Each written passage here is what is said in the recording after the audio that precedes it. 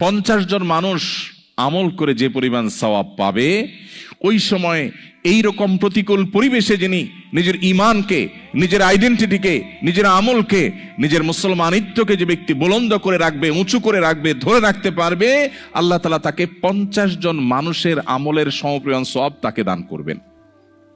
তিনি নামাজ পড়বেন 1 রাকাত, সওয়াব পাবেন 50 রাকাতের। তিনি রোজা রাখবেন একটা, সওয়াব পাবেন 50টার। তিনি হজ করবেন একটা, সওয়াব পাবেন 50টার। সাহাবীরা অবাক হয়ে গেলেন নবীজির এই কথা শুনে। তখন তো সেরকম কোনো পরিবেশ ছিল না, ঈমানের জন্য অনুকূল পরিবেশ ছিল মদিনাতে। নবী করিম সাল্লাল্লাহু আলাইহি ওয়াসাল্লাম এই কথা শুনে তারা জিজ্ঞাসা করলেন, হে আল্লাহর রাসূল, আপনি যে বলছেন তখনকার মানুষেরা প্রতিকূল পরিবেশে ঈমানের উপরে টিকে থাকতে পারলে একজনে 50 জনের সওয়াব পাবে, সেই 50 জন কি আমাদের 50 জন নাকি তাদের সময়ের 50 জন? নবীজি তখন বলেছেন, আরে না, তাদের সময়ের না, তোমাদের মতো 50 জনের সওয়াব তারা পাবে। আল্লাহু আকবার।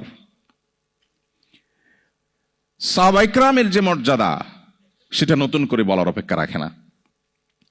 কিন্তু প্রতিকূল পরিবেশে নিজের ঈমানকে, মুসলিম আইডেন্টিটিকে যদি কেউ উঁচু করে সেটাকে নিরাপদ রাখতে পারে, তার আঁচলকে বাঁচাবার জন্য সে যদি সংগ্রাম করে টিকে থাকতে পারে, জ্বলন্ত কয়লা হাতে রাখার মতো এই কঠিন কাজটি যদি সে করতে পারে, নবীজি সাল্লাল্লাহু আলাইহি সাল্লামের হাদিসের এই ভবিষ্যৎবাণীর আলোকে এই সুসংবাদ সে পাবে।